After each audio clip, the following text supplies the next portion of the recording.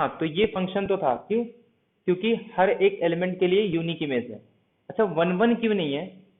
कि अगर हम लोग इसको चेंज कर रहे हैं ना, तो ये चेंज होना चाहिए, जबकि ऐसा नहीं हो रहा है। मतलब 1 और 2 ये डिस्टिंक्ट है, बट इनका इमेज क्या आ रहा है? सेम आ रहा है ना, तो ये वन वन नहीं है। क्लियर है सबको अभी? अरे एकदम सिंपल है, वन वन और मतलब फंक्शन वगैरह सिंपल है। सिर्फ मेरे को उसको पोटेंशियल बताना था यहाँ पे, बाकी कुछ नहीं। ये क्लियर है सबको? वन वन फंक्शन में डिफरेंस क्लियर है सबको? प्रतीक, हेलो?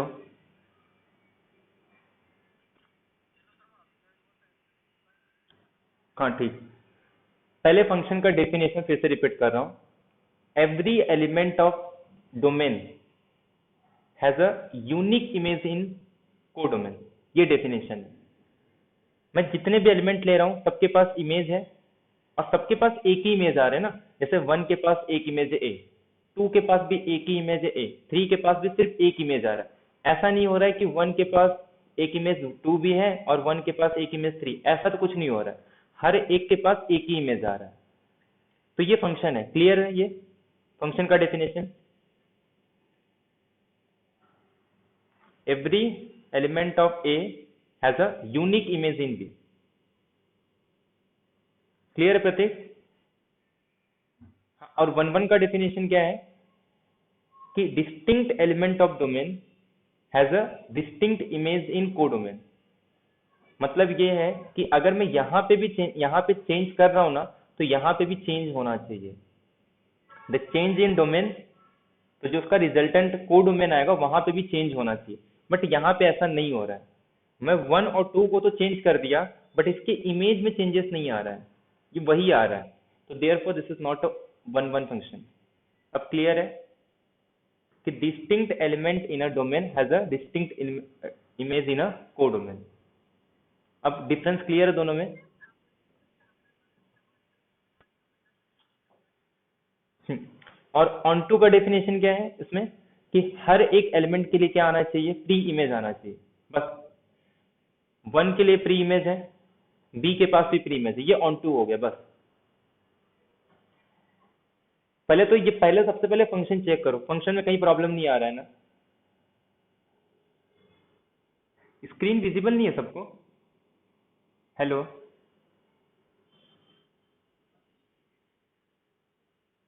विजिबल है ना? हाँ। क्या थोड़ा थोड़ा क्या? अभी ठीक है?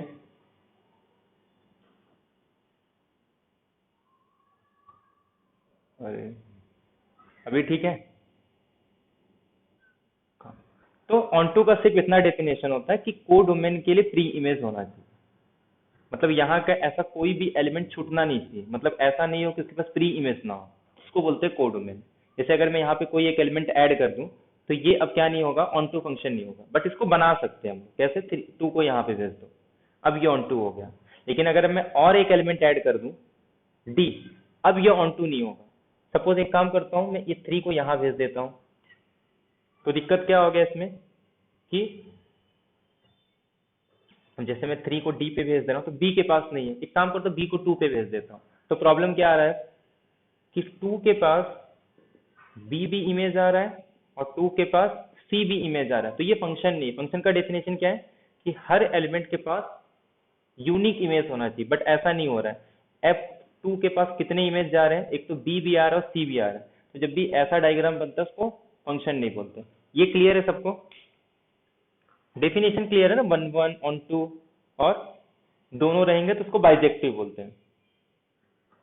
तो जो मेन एम अपना ये था पोटेंशियल को लेके, कि कौन मतलब किसके पास ज्यादा पोटेंशियल होगा। पोटेंशियल इन सेंस ऑफ उसके पास किसके पास ज्यादा नंबर ऑफ एलिमेंट होंगे। तो वन वन हमें ये क्लेम करता है कि जो ए की कार्डिनलिटी है, या फिर जो ए का पोटेंशियल है, वो बी के पोटेंशियल से या तो इक्वल होगा या तो लेस देन होगा। अगर A to B onto map define हो रहा है, तो ये क्या क्लेम करता है? कि ए सेट की कार्डिनलिटी या तो ग्रेटर देन और इक्वल होगी। अब बाइजेक्टिव फंक्शन क्या होता है? मतलब वन वन ऑन टू दोनों। तो दोनों एक साथ कब होंगे? जब दोनों की कार्डिनलिटी क्या होगी? सेम होगी। तो जब भी ये बताना है कि किसी दो सेट का पोटेंशियल या दोनों सेट के पास नंबर ऑफ एलिमेंट सेम बताना है, तो हम लोग जस्ट क्या बताते हैं कि एक 1-1 मैप डिफाइन कर दो। इससे ये क्लेम हो जाता है कि दोनों के पास जो कार्डिनलिटी है दोनों सेट की वो इक्वल हो जाती है, दोनों के पास सेम पोटेंशियल है। तो इसको इसको करने के लिए हम लोग क्या करते हैं, एक मैप डिफाइन करते हैं और ये क्लेम करते हैं कि इसमें एक 1-1 और ऑन टू मैप डिफाइन करते हैं। अभी क्लियर है सबको ये? हाँ, तो यहां से अपना डेफिनेशन स्टार्ट होता है काउंटेबिलिटी का। तो पहला डेफिनेशन है जिसको हम लोग सिमिलर सेट बोलते हैं, इक्वी पोटेंशियल बोलते हैं, इक्विवेलेंट बोलते हैं। हम लोग सिमिलर वर्ड यूज करेंगे, ठीक है? कि कोई दो सेट। हम्म। हाँ। हम्म। नहीं, यहाँ पे ना हम लोग एग्जिस्टेंस की बात कर रहे हैं, बाकी कराना तो करा देते हैं उसमें। 1-1 कितने होंगे वो देख लेते हैं, ठीक है? तो 1-1 कब होगा? जैसे ये 1-2 ABC है, ठीक है? पहले एक काम करते हैं, नंबर ऑफ फंक्शन कितने होते हैं ये चेक करते हैं। इसके पास कितने नंबर ऑफ फंक्शन होंगे? फंक्शन का मतलब चाहे जैसे डिफाइन कर दो, बट यूनिकनेस होना चाहिए। मतलब ए को अगर मैं ए पे भेज रहा हूँ या बी पे भेज रहा हूँ या सी पे भेज रहा हूँ, बट एक ही बार भेजना है, तो इसके पास कितने चॉइसेस हैं? फर्स्ट एलिमेंट के पास 3 चॉइसेस, सेकेंड एलिमेंट के पास कितने चॉइस हैं? 1-2-3। तो ये कितना हो गया? 3 का स्क्वायर हो गया। तो ये 3 क्या है मेरे पास? कोडोमेन की कार्डिनलिटी। और ये 2 क्या है? डोमेन की कार्डिनलिटी। तो ये फॉर्मूला चाहे फाइनाइट सेट हो चाहे इनफाइनाइट सेट हो, ये हमेशा याद रखना है कि कोडोमेन की कार्डिनलिटी का पावर डोमेन का कार्डिनलिटी। ये हमेशा याद रखो कि cardinality of B power cardinality of A, ये इतने number of total number of function होते हैं। ये क्लियर है सबको? हाँ, अब इसमें से 1-1 फंक्शन, 1-1 को जो प्रूव करते हैं वो हम लोग पिजन होल प्रिंसिपल के हेल्प से भी प्रूव करते हैं। तो ये तो अपने को, अब इसमें 3 कंडीशन आती है कि या तो ग्रेटर देन होगा या तो लेस देन होगा या तो इक्वल होंगे, ठीक है?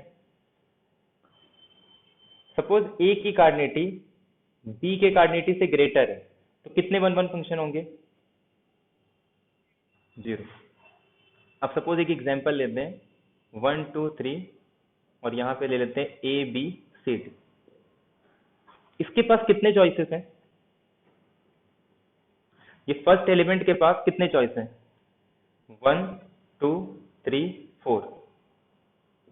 अब सेकंड के पास कितने चॉइस होंगे? सपोज मैं 1 को असाइन कर रहा हूं ए पे, 1 को मैं ए पे असाइन कर रहा हूं, तो अब 2 को ए तो नहीं दे सकते, क्योंकि जब भी हम लोग यहाँ पे डोमेन चेंज करेंगे तो अपने को कोडोमेन भी क्या करना पड़ता है? चेंज करना पड़ता है। मतलब यहाँ पे अगर 1-2-3 है और यहाँ पे मैं ABCD ले रहा हूँ, सपोज मैं 1 को ए पे असाइन कर रहा हूँ, तो अब 2 के लिए कितने ऑप्शन है? तो ए के पास 4 चॉइसेस थे, तो इसके पास कितने चॉइस हो जाएंगे? 3।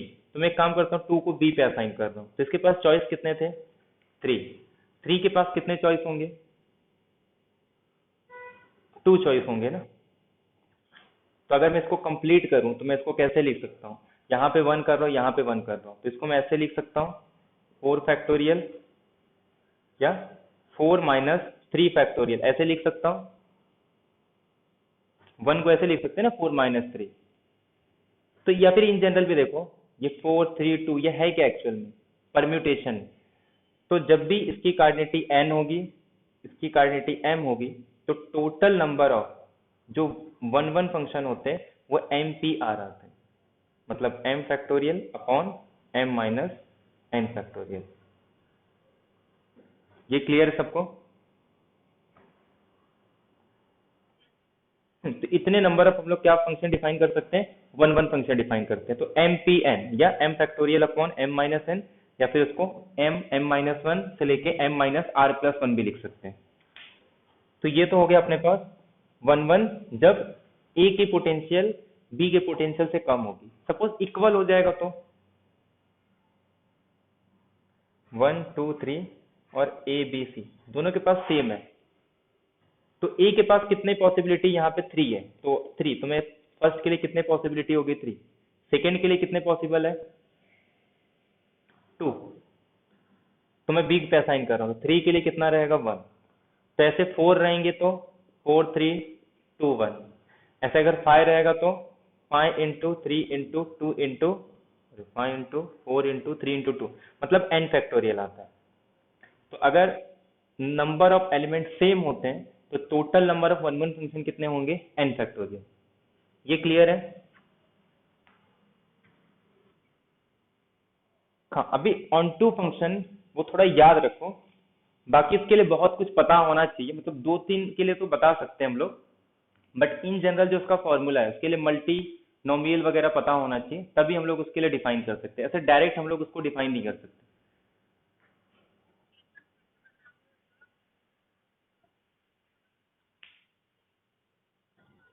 तो फिर से ले लेते, जैसे कि एग्जाम्पल ले लेते, फिर से ले लेते, ठीक है। ये 1 2 3 4 है, और यहाँ पे कुछ बड़ा दे देता हूँ 1 2 3 4 5 6, ठीक है। बनाते हैं इसमें कितने वन वन फंक्शन डिफाइन कर सकते हैं हम लोग। वन वन फंक्शन क्या है कि यहाँ का एलिमेंट चेंज करूंगा तो यहाँ पे भी चेंज करना है, बस इतना याद रखना है।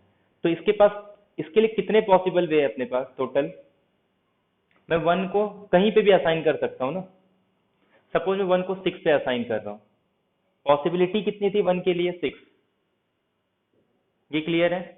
और मैं 1 को सपोज 6 पे असाइन कर रहा हूँ, अपनी मर्जी है, किसी एक को असाइन कर देते हैं। अब 2 को असाइन करने के लिए कितने ऑप्शन है यहाँ पे, मैं 6 पे असाइन नहीं कर सकता। इसका रीजन क्या है, क्योंकि 6 पे ऑलरेडी 1 असाइन कर चुके हैं हम लोग, और अगर मैं 6 पे असाइन करूंगा तो प्रॉब्लम क्या होगा कि वो 1 1 नहीं होगा। तो एक काम करते हैं, मैं 2 को सपोज 4 पे असाइन कर रहा हूँ, बट ऑप्शन कितने थे मेरे पास 1 2 3 4 5, अब इसमें से किसी एक पे असाइन कर रहा हूँ, तो ये मेरे पास टोटल 5 बेस है। अब 3 के लिए कितने ऑप्शन है 1 2 3 4, ऐसे 4 के लिए सपोज इसको मैं इस पे असाइन कर रहा हूँ, तो 4 के लिए कितने बच रहे हैं 1 2 3। ये क्लियर है सबको? ये एक्चुअल में है क्या, अगर मैं इसको कंप्लीट करूं तो 6 into 5 into 4 into 3 into 2 into 1 upon 2 into 1 लिख सकता हूँ इसको मैं। ये क्या हो जाएगा अपने पास 6 फैक्टोरियल, ये क्या हो जाएगा 2 फैक्टोरियल, तो इसको मैं क्या लिख सकता हूँ 6 माइनस 2 लिख सकता हूँ, अरे 6 माइनस 4 लिख सकता हूँ उसको ना। तो ये क्या है मेरे पास, ये है 6p4। क्लियर है ये? तो ये 6 क्या है कोडोमेन की कार्डिनेटी, पी 4 क्या है डोमेन की कार्डिनेटी। तो ये याद रखो, कोडोमेन की कार्डिनेटी परम्यूटेशन डोमेन की कार्डिनेटी कब होगा, जब बी की cardinality greater than is equal to होगी ए के कार्डिनेटी से, लेस देन के लिए तो एक भी नहीं होगा। अभी क्लियर है ये? बस कुछ याद नहीं रखना है, इसके पास जितने भी नंबर है उसको यहाँ लिखो, इसके पास जितने भी है उसका परम्यूटेशन निकाल दो बस। था, और इसके बेसिस पे क्वेश्चन भी पूछा गया था एग्जाम में कि कितने नंबर ऑफ, मतलब 4 क्वेश्चन थे, एक में पूछा था कि कितने नंबर ऑफ फंक्शन होंगे, 2 ऑप्शन थे, और एक में पूछा था कि कितने number of one one function होंगे। तो एक काम करते हैं, सपोज n के पास एक एलिमेंट है, उसके पास 5 एलिमेंट है, और एक m है उसके पास 8 एलिमेंट है, तो कितने ऑन टू फंक्शन रहे, अरे वन वन फंक्शन कितने डिफाइन होंगे, number of function, number of one one function, number of onto function, और number of bijective function. Function कितने होंगे इसके पास,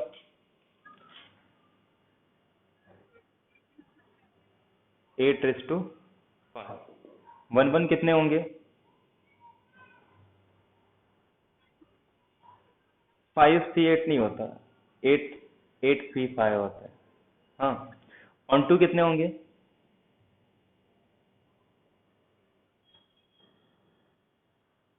सपोज एक नहीं नहीं, अरे ऑन टू पूछ रहा हूँ, ऑन टू ऑन टू, अगर सपोज ऑन टू हो गया तो इसका मतलब क्या है, ऑन टू का डेफिनेशन क्या था, अगर ए से लेके बी तक में ऑन टू फंक्शन है, इसका मतलब ए का पोटेंशियल ज्यादा होना चाहिए या फिर इक्वल होना चाहिए। ऐसा हो रहा है इसमें? नहीं हो रहा है, तो इसका मतलब ऑन टू फंक्शन एग्जिस्ट नहीं करेगा, तो जीरो है। अब वन वन ऑन टू नहीं है, तो इसका मतलब ये बाइजेक्टिव रहेगा ही नहीं, तो कितने आ जाएंगे, number of bijective function zero.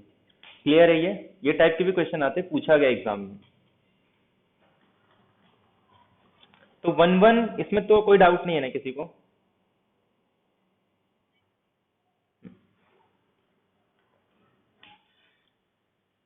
हाँ, तो ऐसे बाइजेक्टिव फंक्शन का जस्ट फॉर्मूला याद रख लो कि सपोज ए सेट की कार्डिनिटी बी सेट से ग्रेटर देन या इक्वल है।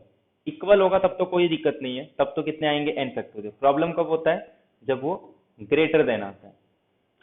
हाँ, तो इसके लिए फॉर्मूला है number of onto function. थोड़ा एक बार मैं नोट भेजूंगा, चेक कर लेना एक बार। N raise to M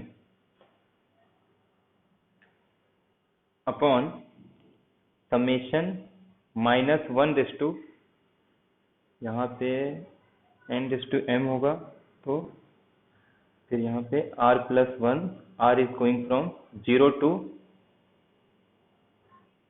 m, तो ये m तक जाएगा। उसके बाद फिर m c r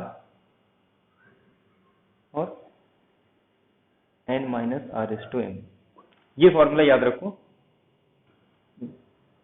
ये एक बार चेक कर लेना, ये मैं नोट्स भेजूंगा उसमें चेक कर। तो इस तरीके से फॉर्मूला रहता है कि याद करना पड़ेगा तुम लोग को, ठीक है? मैं नोट सेंड कर दूंगा, याद कर लो। बाकी आता कैसे है, इसमें कितने बाइजेक्टिव फंक्शन है वो डिफाइन नहीं करते हैं हम लोग, कितने टोटल नंबर ऑफ फंक्शन है उसमें से उसको माइनस करते हैं जितने उसके पास बाइजेक्टिव फंक्शन नहीं होंगे, वो टोटल माइनस करते हैं। ये अपने पास क्या है, जैसे इस सेट की कार्डिनिटी क्या है अपने पास, ये सपोज n है और ये m है। ए सेट की कार्डिनिटी m है और इस सेट के पास कितने कार्डिनिटी है n, तो टोटल नंबर ऑफ फंक्शन कितने होंगे, n रेस टू m। अब उसमें से वो टर्म माइनस करते हैं कि जितने बाइजेक्टिव फंक्शन नहीं होंगे, तो उसमें वो सब इंक्लूजन एक्सक्लूजन रूल सब यूज होता है। कि उसमें कॉन्सेप्ट ऐसा यूज करते हैं हम लोग, जैसे मैं 3 4 के लिए बताऊं, जैसे सपोज यहाँ पे एक 1 2 3 एलिमेंट है और यहाँ पे 1 2 होगा।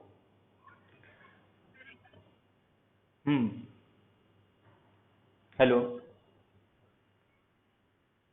1 1 नहीं, ऑन टू माइनस, मतलब जो बाइजेक्टिव नहीं होंगे। अरे जो बाइजेक्टिव नहीं है, मैं बोल रहा हूँ टोटल फंक्शन है, उसमें से जितने बाइजेक्टिव नहीं है, तो जो आएगा वो क्या होगा, बाइजेक्टिव रहेगा ना, समझा? ये टोटल नंबर ऑफ फंक्शन है, जितने बाइजेक्टिव नहीं होंगे वो माइनस करना है।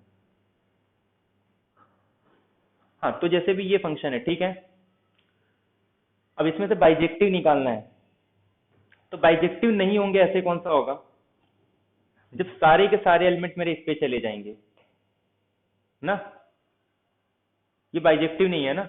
या फिर ये वाला हम माइनस कर सकते हैं, या फिर मैं क्या करूं, सबको कहाँ भेज दूं, इस पे भेज दूं, तो ये टू माइनस करना पड़ेगा। मतलब जितने बाइजेक्टिव फंक्शन है टोटल नंबर ऑफ फंक्शन में से मुझे ये वाले टर्म माइनस करने पड़ेंगे, तो मेरे पास क्या आ जाएगा, उतने नंबर ऑफ बाइजेक्टिव फंक्शन आ जाएंगे। ऐसे 3 रहेंगे, तो फिर हम लोग क्या करेंगे, जैसे 1 2 3 है और यहाँ पे सपोज कुछ 1 2 3 4 है, तो एक बार हम लोग क्या करेंगे, सबको यहाँ पे भेज देंगे, मतलब इन सबको यहाँ पे भेज देंगे, ये बच जाएगा। उसके बाद फिर हम लोग क्या करेंगे, इसको छोड़ देंगे, इसको छोड़ देंगे। बट उसमें से क्या होता है, कुछ ऐसे एलिमेंट रहते हैं जो सब 1 के पास चले जाते हैं, तो फिर वो प्लस माइनस ऐसे अल्टरनेट चेंज होता है, जो हम लोग यूनियन इंक्लूजन एक्सक्लूजन में करते हैं ना, कि यूनियन में इंक्लूड होता है, तो उसको हम लोग क्या करते हैं, जो कॉमन रहते हैं उसको माइनस करते हैं। लेकिन वो कॉमन में भी कुछ एक्स्ट्रा टर्म माइनस हो जाता है, तो हम लोग क्या करते हैं, उसको फिर तीनों में जो कॉमन रहते हैं उसको फिर से ऐड करते हैं। तो वही कॉन्सेप्ट यूज करके इसको फॉर्मूला निकालते हैं, ठीक है? तो इसका जस्ट फॉर्मूला याद रख लो, प्रूफ से कुछ मतलब नहीं है। और थोड़ा अच्छे से याद रखना, जल्दी याद नहीं होता है, वो एक बार 2 3 बार प्रैक्टिस करोगे ना तो वो क्लियर हो जाता है। तो ये क्लियर है सबको, 1 1 ऑन टू और बाइजेक्टिव फंक्शन का डेफिनेशन क्लियर है सबको?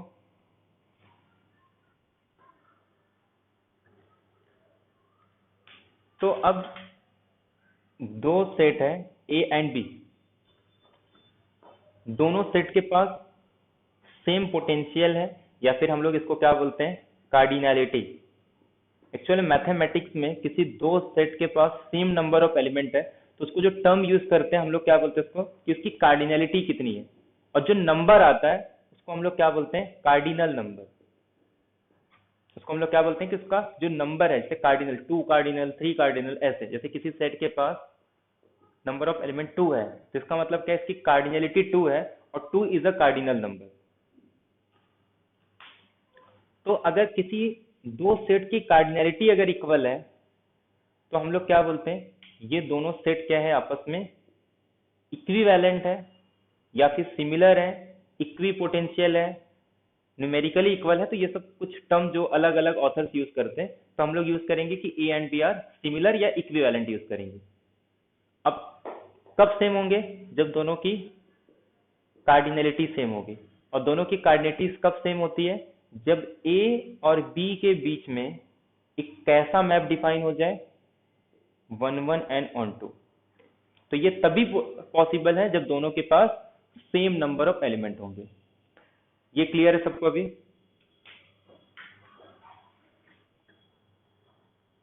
तो मतलब अपने को चेक क्या करना है, सिर्फ ये बताना है कि कोई भी दो सेट आपस में इक्वल या सिमिलर तब होते हैं जब खाली एग्जिस्टेंस बता दूं मैं कि कोई 1 1 ऑन 2 मैप डिफाइन होते हैं।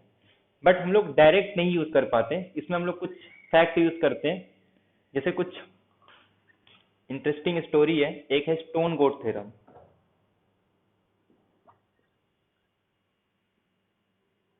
स्टोन गोट एग्जाम्पल में क्या होता है, जैसे एक सपोज बकेट में मैं स्टोन रख रहा हूं और सपोज मेरे पास गोट है, ठीक है। अब मैं यहां से जितने मतलब इसमें गोट रखे हैं, जैसे चराने के लिए लेके जाते हैं, ठीक है। अब जितने गोट को निकालूंगा ना उतने इसमें स्टोन रखूंगा। जैसे यहां से एक गोट को बाहर निकाले तो इसमें क्या करना है, एक स्टोन रखना है।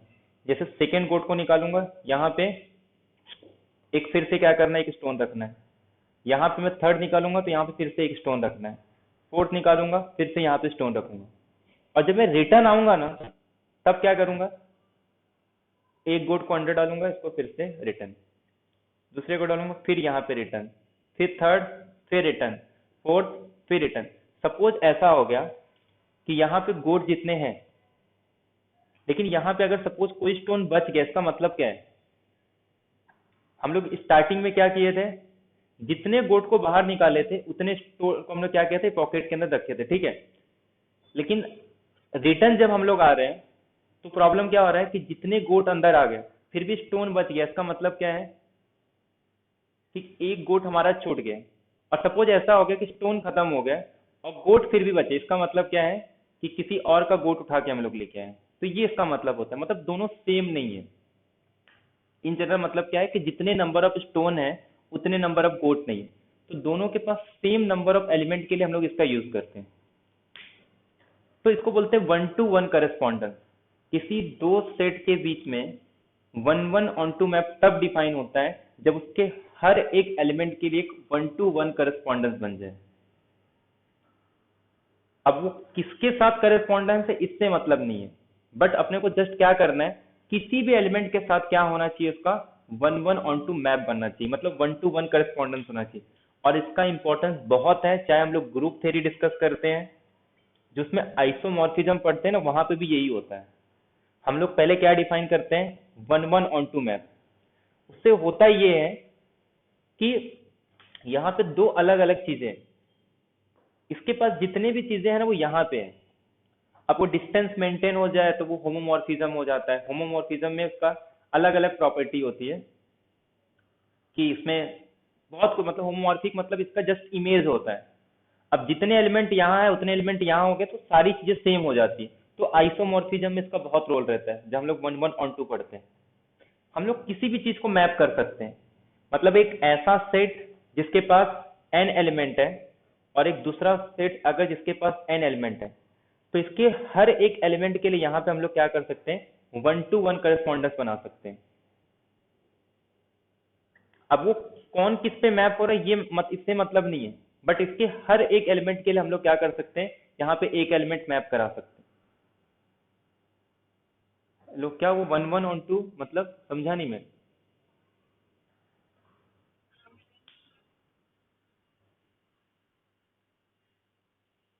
हाँ, 1-to-1 करस्पॉन्डेंस का मतलब होता है 1-1 दोनों होना चाहिए। 1-to-1 1-to-1 करस्पॉन्डेंस का मतलब 1-1 नहीं होता।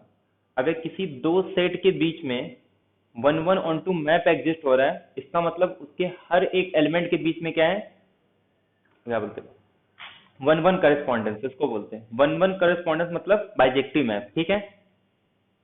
1-1 करस्पॉन्डेंस का मतलब 1-1 फंक्शन नहीं होता। कहने का मतलब ये है, जैसे यहाँ पे मैं कोई भी चीज रख रहा हूँ, जैसे यहाँ पे कोई ए बी सी है, और यहाँ पे मैं सपोज A3 या फिर कुछ ए ले रहा हूँ। इसके पास 3 एलिमेंट है, इसके पास 3 एलिमेंट है, मतलब इन दोनों के बीच में एक 1-1 करस्पॉन्डेंस बन सकता है। मैं ए को ए पे भेज दूँ, बी को 3 पे भेज दूँ, सी के पे भेज दूँ, चाहे जैसे भेज दूँ, लेकिन इसके हर एक एलिमेंट के लिए यहाँ पे एक एलिमेंट मिलेगा, और इसके हर एक एलिमेंट के लिए यहाँ पे एक एलिमेंट मिलेगा। उसको बोलते हैं 1-1 करस्पॉन्डेंस। मैं इस वे में भी जा सकता हूँ या फिर रिवर्स वे में भी जा सकता हूँ, उसको बोलते हैं 1-to-1 करस्पॉन्डेंस। क्लियर है ये? 1-1 करस्पॉन्डेंस का मतलब 1-1 मैप नहीं होता, 1-1 दोनों होना चाहिए। क्लियर है ये? हेलो?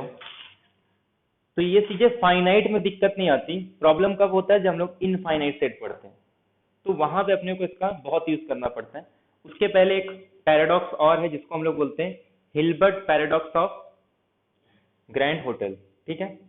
हिल्बर्ट पैराडॉक्स ऑफ,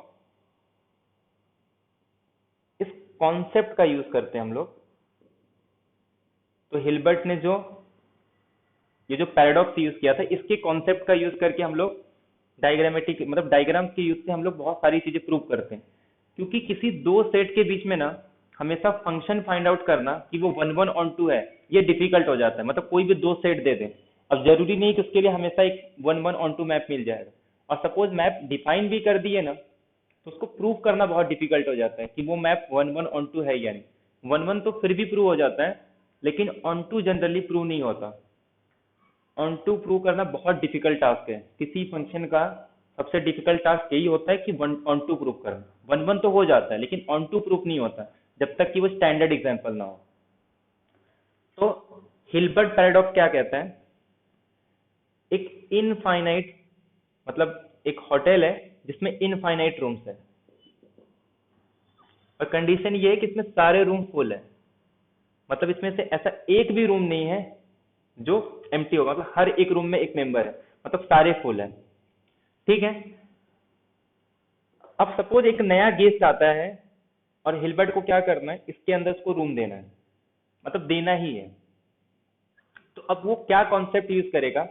अब पैराडॉक्स इसके लिए बोल रहे हैं कि पहले तो उसने ये क्लेम किया कि ये एक इनफाइनाइट होटल है जिसके सारे रूम फुल है। तो इसका मतलब क्या हो गया कि अब इसमें एक भी रूम खाली नहीं है।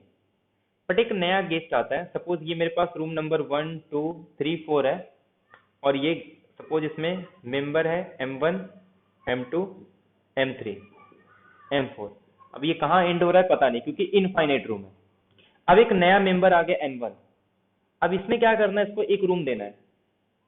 तो हिल्बर्ट क्या दिमाग लगाता है कि एक एक को शिफ्ट कर देता है। शिफ्ट कर रहा है मतलब 2 रूम के अंदर मेंबर 1 को डाल देंगे, 3 रूम के अंदर M2 को, और बोलेंगे एक एक शिफ्ट हो जाओ सिर्फ। अब ये प्रॉब्लम कब होता, जब ये एक फाइनाइट सेट होता कि जो लास्ट वाला जो रूम है उसमें 2 मेंबर आ जाते हैं। बट ये प्रॉब्लम कहाँ होता है, जब किसी चीज का एंड हो। ये कहीं एंड होने वाला है नहीं, तो जस्ट क्या बोलना है, किसी भी स्टेज पे जाओ, उसको बोलो कि नेक्स्ट रूम में चले जाए, जस्ट शिफ्ट करना है। मतलब किसी भी रूम पे जाओ, उसको बोलो कि नेक्स्ट रूम में जाए। प्रॉब्लम तब होगा जब ये एंड होगा। तो फाइनाइट सेट में ये चीज नहीं कर सकते, लेकिन इनफाइनाइट सेट में ये वैलिड है। अब ये रूम वैकेंट हो गया, तो इसमें किसको डाल देंगे, N1 को डाल देंगे। इससे ये पता चलता है कि इनफाइनाइट सेट में किसी एक मेंबर को ऐड करने से उसके पोटेंशियल पे कोई फर्क नहीं पड़ता। मतलब उसके पास जितने एलिमेंट थे, अगर एक नया मेंबर ऐड कर दूं, फिर भी उसके पास सेम नंबर ऑफ एलिमेंट होते हैं। यही चीज अपने को डिस्कस करना है। ये क्लियर है सबको कि कैसे एक फुल रूम में, इसमें सारे रूम फुल थे, जितनी पोटेंशियल इसके पहले थी अब भी उसकी वही पोटेंशियल है, बट फिर भी मैंने एक नए मेंबर को ऐड कर दिया बिना इसके पोटेंशियल को चेंज किए हुए। इसके पास जितने नंबर ऑफ एलिमेंट पहले थे, अब भी उसके पास उतने नंबर ऑफ एलिमेंट ही है, क्योंकि मेरे पास नंबर ऑफ रूम्स तो उतने ही है ना। मैंने यहाँ पे नंबर ऑफ रूम को इंक्रीज किया है क्या? नहीं। तो इसका मतलब इसकी जो पोटेंशियल है वो भी चेंज नहीं हो रही है, लेकिन एक नए मेंबर को मैंने ऐड कर दिया। ये क्लियर है सबको?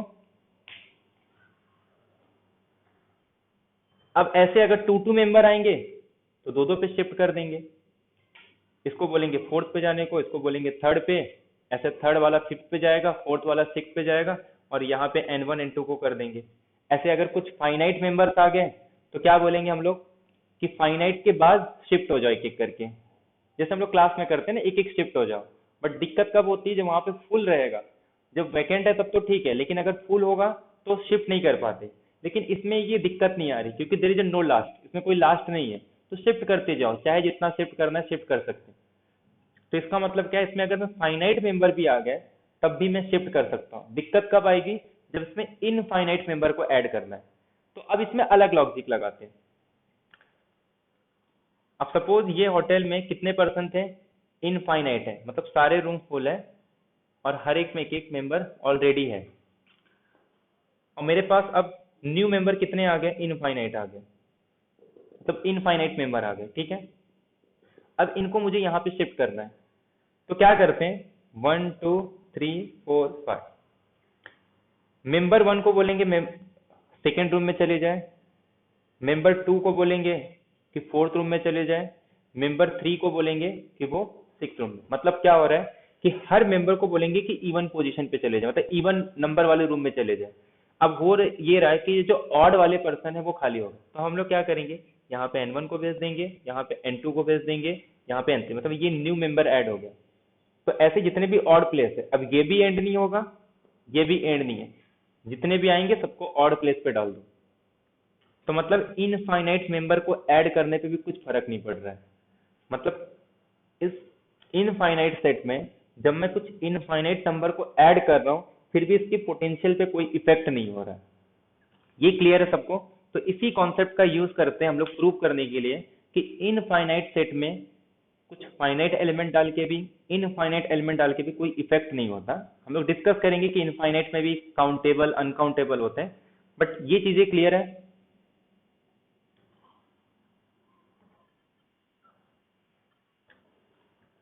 ये डेफिनेशन क्लियर हो गया ना? कल से हम लोग जितने भी एग्जांपल्स वगैरह हैं काउंटेबल सेट के वो सारे देखेंगे कि इंटीजर्स को हम लोग क्यों, मतलब दोनों तरीके से देखेंगे। एक तो फंक्शन भी डिफाइन करेंगे और हिल्बर्ट की हेल्प से भी करेंगे।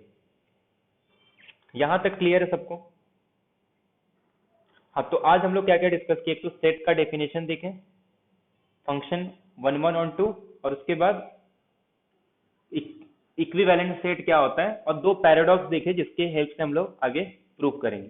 तो नेक्स्ट लेक्चर जो होगा ना उसमें जितने भी काउंटेबल सेट के एग्जांपल है कि इंटीजर्स को क्यों काउंटेबल बोलते हैं, मतलब इंटीजर्स हो गया, नेचुरल नंबर हो गया, इवन नंबर हो गए, ऑड नंबर हो गए, रैशनल नंबर हो गए, या फिर कार्टेशियन प्रोडक्ट ऑफ, मतलब काउंटेबल सेट इज काउंटेबल। ये सारी चीजें हम लोग नेक्स्ट लेक्चर में डिस्कस करेंगे।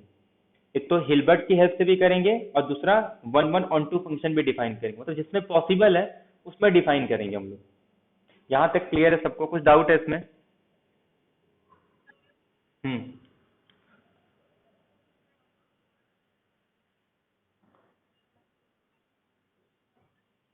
हाँ। हम्म। ठीक है, ठीक है, ठीक है, ठीक है। क्या है, एक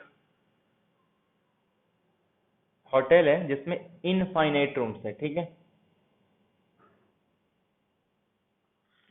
मैंने इसको नंबरिंग दे दिया, ये 1, ये सेकेंड रूम, ये थर्ड रूम, ये फोर्थ रूम, ये फिफ्थ रूम, ये सिक्स रूम और सेवंथ रूम।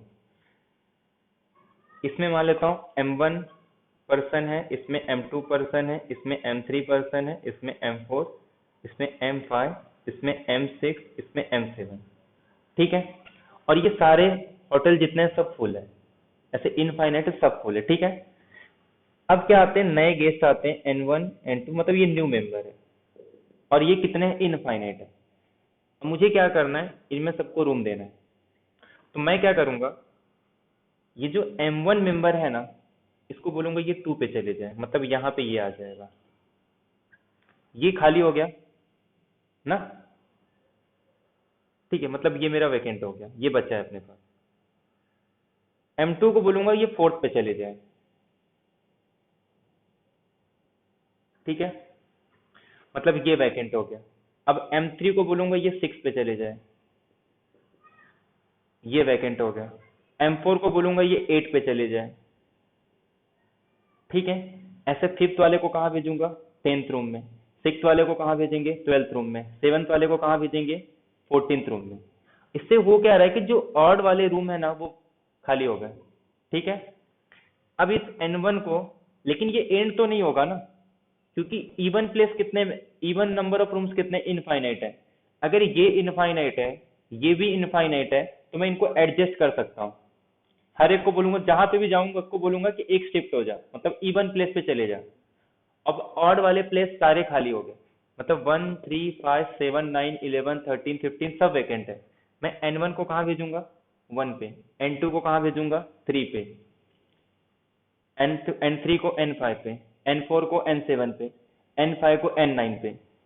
ये भी एंड नहीं हो रहा है, तो नंबर ऑफ रूम भी तो एंड नहीं हो रहे हैं ना, ना ही नंबर ऑफ रूम एंड होंगे और ना ही ये। तो ऐसे कंटिन्यू चलते जाएंगे, आगे से अपने को मतलब नहीं है, जहां पे भी जाओ इवन ऑड पे उसको एडजस्ट करते जाएंगे। मतलब इनफाइनाइट मेंबर को भी इसमें ऐड कर सकते हैं, लेकिन सारे रूम फिर भी फुल है, मतलब इसके पोटेंशियल पे कोई इफेक्ट नहीं हो रहा, पोटेंशियल फिर भी सेम है। जितने नंबर ऑफ एलिमेंट पहले थे उतने नंबर ऑफ एलिमेंट अब भी है। क्लियर है सबको ये? और किसी को कुछ डाउट है? हेलो, और किसी पार्ट में किसी को डाउट है? तो नेक्स्ट लेक्चर भी स्टार्ट करेंगे, पहले स्टार्टिंग के 10 मिनट्स रिवीजन करेंगे, उसके बाद फिर हम लोग एग्जाम्पल्स देखेंगे, काउंटेबल सेट के जितने भी एग्जाम्पल्स हैं, ठीक है। बाकी कोई भी एक स्टैंडर्ड ऑथर्स का बुक होगा तो वो रीड कर लेना, तो चीजें क्लियर हो जाएगी, ठीक है। चलो, मिलते हैं नेक्स्ट लेक्चर में। Thank you very much. अगर किसी का कोई पार्ट छूट गया है ना, तो मैं जब अपलोड कर दूंगा तो लिंक शेयर कर दूंगा, तो देख लेना, ठीक है। हाँ सुनो, नोट्स जो है ना, जो मैं यहाँ, हेलो हेलो, नोट्स ना एक काम करो, किसी भी ना मतलब ऑथर्स का ये नोट्स में से पढ़ो, बाकी यहाँ पे मैं जो लिखा रहा हूँ ना उसी का नोट्स बना लो, ठीक है। इसका रिटर्न नोट्स नहीं मिलेगा, ठीक है। यहाँ पे जो करा रहा हूँ ना वो लिखो, बाकी किसी भी ना स्टैंडर्ड का नोट्स वो फॉलो करो। अगर उसमें कुछ नहीं समझ में आता है ना, तो नेक्स्ट लेक्चर में जब मैं आता हूँ तो वो पूछो कि ये पॉइंट का मतलब क्या है, तो वो मैं बता दूंगा, ठीक है। चलो।